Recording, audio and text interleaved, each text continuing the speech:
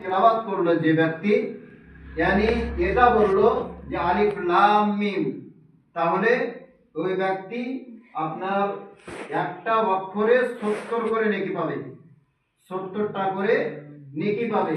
আলিফ লাম মিম এটাতে 3টা অক্ষর আছে, 3 7 21, মানে 210টা নেকি পাওয়া যাবে। বিরাদর ইসলাম, কিন্তু আপনি আমি এগুলো করতে পারি না। এবং মসজিদে এত তাড়াহুড়া থাকে, জুমার দিনে আসার পরে 2 মিনিট কিছু শোনার টাইম হয় না, যেগুলো শোনার পরে আমল করব এটা হয় না। বিরাদর ইসলাম, তিরমিজি শরীফ জিলদে দম সাফা নাম্বার 115 মধ্যে আল্লাহ নবী সাল্লাল্লাহু তাআলা আলাইহি ওয়াসাল্লাম বলেন যে একটি আমল রয়েছে, এই আমলটা যদি কোনো ব্যক্তি করে তার বাড়িতে শয়তান প্রবেশ করবে না, শয়তান প্রবেশ করবে না। এই আমলটা কি?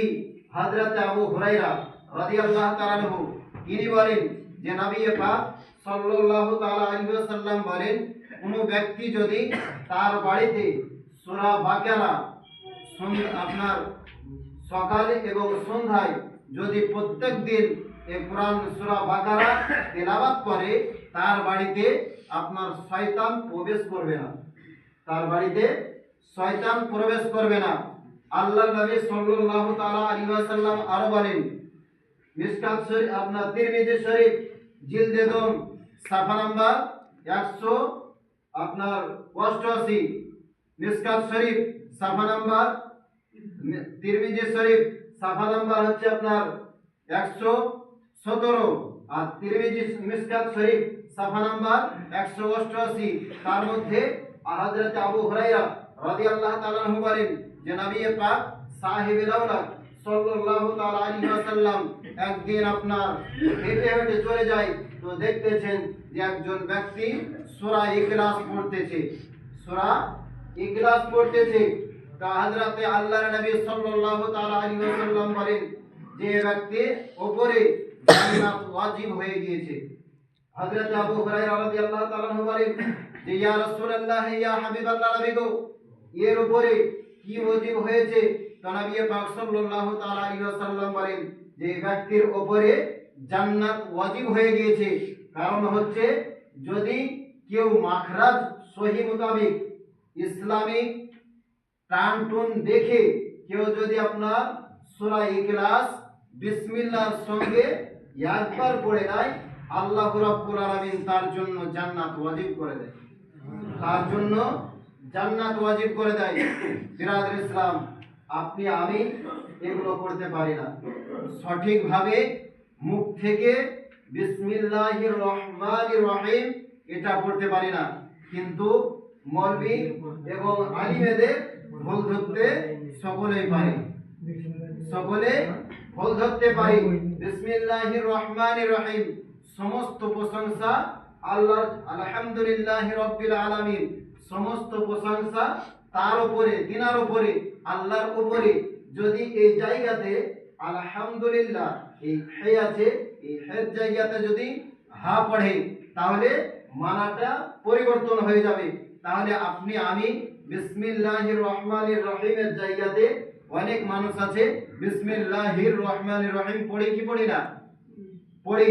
বিরাদর ইসলাম, এগুলো আপনাকে আমাকে লক্ষ্য করতে হবে, এগুলো আপনাকে আমাকে লক্ষ্য করতে হবে। আর একটি আমল, যে আমল আপনার দুনিয়ার বুকে যত রকমের অসুখ রয়েছে, এই অসুখ কোনো ডাক্তার কোনো ডাক্তারে যদি আপনাকে সুস্থ না করতে পারে, এই সূরাটা যদি কেউ তিলাওয়াত করে 41 বার বিসমিল্লাহর সঙ্গে, যদি আপনার ফজরের নামাজ পড়ার পরে আপনার কেউ যদি 41 বার সূরা ফাতিহা বিসমিল্লাহির রহমানির রহিম, আলহামদুলিল্লাহি রাব্বিল আলামিন, আর রহমানির রহিম, মালিক ইয়াউমিদ্দিন, ইয়্যাকা না'বুদু ওয়া ইয়্যাকা নাস্তাঈন, ইহদিনাস সিরাতাল মুস্তাকিম, সিরাতাল লাযীনা আন'আমতা আলাইহিম গায়রিল মাগদুবি আলাইহিম ওয়ালাদ-দাল্লিন। এভাবে যদি এই সূরাটা কেউ 41 বার পড়ে নেয় আর পড়ার পরে আপনার পানিতে কিংবা কোনো জিনিসে ফু দেওয়ার পরে ওই পানিটা যদি পান করে নেয়, এমন কোনো পৃথিবীতে অসুখ নাই যে তার অসুখ ভালো হবে না। আল্লাহ আপনার আমার জন্য এত আপনার নিয়ামত দিয়েছেন, এত ফজিলত দিয়েছেন, এত জিনিস পাওয়ার পরেও, এত সুন্দর সুন্দর আমল পাওয়ার পরেও আমরা করতে পারি না।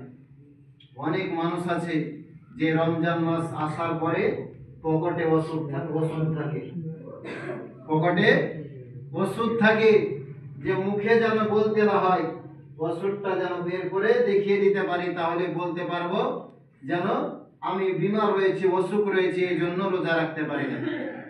বিরাদর ইসলাম, এই রমজান মাসে হয়তো রাগ করবেন, এমনও মানুষ রয়েছে যদি ইমাম সাহাব একটু দোয়া বড় করে নেয় তাহলে মুখ থেকে এটাই আসে যে আমরা মানে আপনার লালবাগ থেকে বহরমপুর চলে গেল, এটাই মুখ থেকে বের হয়। কিন্তু আল্লাহর নবী সাল্লাল্লাহু তাআলা আলাইহি ওয়াসাল্লাম বলেন যে রমজান মাস আপনার ফজিলতের মাস, বরকতের মাস, আপনার জাহান্নাম থেকে নাজাত পাওয়ার মাস। এই মাসে যত পারবে বেশি বেশি করে কান্না করে আল্লাহর দরবারে দোয়া করো। বিরাদর ইসলাম, কিন্তু আপনার আমার মুখ থেকে এটাই বের হয়, আপনি আমি মসজিদে আসতে পারি না। এই রমজান মাসে এক মাস এই জুম্মার দিনে আসি কিংবা তারাবির নামাজ পড়তে আসি, আসার পরে মুখ থেকে এটাই বের হয় যে ইমাম সাহেবের কাজ নেই, এই জন্য দোয়াকে বড় করে চলে যায়। আমারই তো ভালো যদি দোয়া ছোট করি, ভালো না? দোয়া ছোট করব, তাড়াতাড়ি হবে, আরাম করে ঘুম করা হবে। বিরাদর ইসলাম, আমার দোয়া করার একটাই কারণ, যদি আপনাদের মধ্যে থেকে আমি হয়তো গুনাহগার, আল্লাহ রাব্বুল আলামিনের কাছে এত গুনাহ করেছি যে গুনাহের কারণে আল্লাহ কোথায় জায়গা দিবে আমার জানা নেই।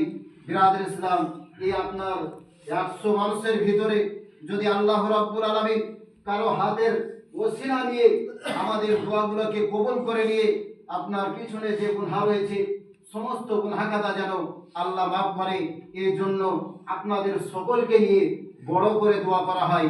বিরাদর ইসলাম, যদি আপনারা চান যে ছোট করে দোয়া করতে হবে তাহলে ডাইরেক্ট আমাকে বলবেন, তাহলে আমি চেষ্টা করব যত তাড়াতাড়ি করা যায়, যত তাড়াতাড়ি করা যায়, তাহলে স্পিডেও পড়াতে পারি, আবার আপনার আস্তে আস্তেও পড়াতে পারি। যে রূপ ভাবে বলবেন বা যেভাবে চাইবেন সেইভাবে ইনশাআল্লাহ চেষ্টা করব। বিরাদর ইসলাম, আপনি আমি সকলেই যেন আল্লাহকে খুশি করে আল্লাহর নৈকট্য লাভ করে জাহান্নাম থেকে বাঁচার যেন আল্লাহ রাব্বুল আলামিন আপনাকে আমাকে সেই তৌফিক দান করুক। সকলে মিলে বলুন আল্লাহুম্মা আমিন। ভাষার মধ্যে যদি হয় ভুল ত্রুটি সকলের কাছে ক্ষমা প্রার্থী। আস্তাগফিরুল্লাহ রাব্বি মিন কুল্লি যামবি ওয়া আতুবু ইলাইহি। লা হাওলা ওয়া লা কুওয়াতা ইল্লা বিল্লাহিল আলিয়্যিল আযীম। লা ইলাহা ইল্লাল্লাহু মুহাম্মাদুর রাসূলুল্লাহ সাল্লাল্লাহু তাআলা আলাইহি ওয়াসাল্লাম। আরেকটি কথা হচ্ছে যে মসজিদের মোড়ল বা